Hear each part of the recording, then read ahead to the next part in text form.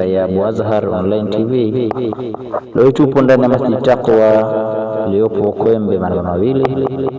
Alhamdulillah, tupo na kijana hapa mdogo, nadhani nitambulisha mwenyewe majina yake, kisha tutaongea naye baadhi ya majambo ambayo yanahusiana na masuala mazima ya dini yetu ya Uislamu.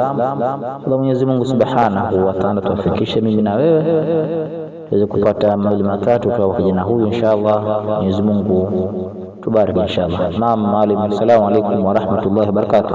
Wa alaykum salaam wa rahmatullahi wa barakatuh. Naam Sheikh, kwa majina unaitwa nani? Naitwa Nasr bin Shahbani Ali. Naam, nadhani tupo ndani ya Masjid Taqwa hapa na tumemaliza ibada yetu hii tukufu ya al-Isha. Alhamdulillah, Mwenyezi Mungu Subhanahu wa Ta'ala atubariki katika ibada hii, na Mwenyezi Mungu ni sababu kupeleka pepo inshallah. Amin.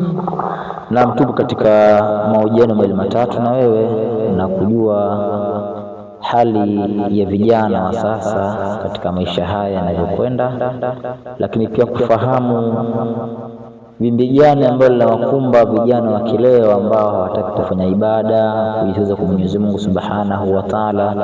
Ni nini changamoto kubwa ambayo inawakumba vijana hao wa kileo katika suala la kufanya ibada? Changamoto kubwa inawakumba vijana ni kuhusiana na maadili. Maadili sasa yamekuwa, watu wana maadili potofu sana.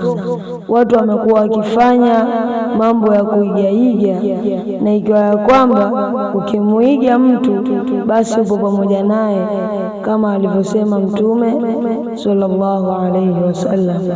Naam, nadhani ni vijana wengi sasa wamekuwa wanaiga mambo ambayo kwamba hayapo katika maadili yetu ya Uislamu, wanaiga yasiokuwa ambayo yapo na Uislamu. Nadhani katika maamrisho na mafundisho ya Mtume Muhammad sallallahu alaihi wasallam, wakubwa Mtume Muhammad sallallahu alaihi wasallam, vipi hawa ambao wanaiga mambo ambayo kwamba yapo nje ya Uislamu? Watu kama hao, kikubwa tunatakiwa wale ambao wanajua madhara ya watu kuwa na maadili potofu, wanatakiwa washauri ili warudi katika mstari, kwa sababu mtu mmoja janga linapotokea wenzake wote wanatakiwa walibebe kwa umoja wao ili kuweza kumsaidia. Naam, nadhani changamoto hii inaanzia majumbani kwa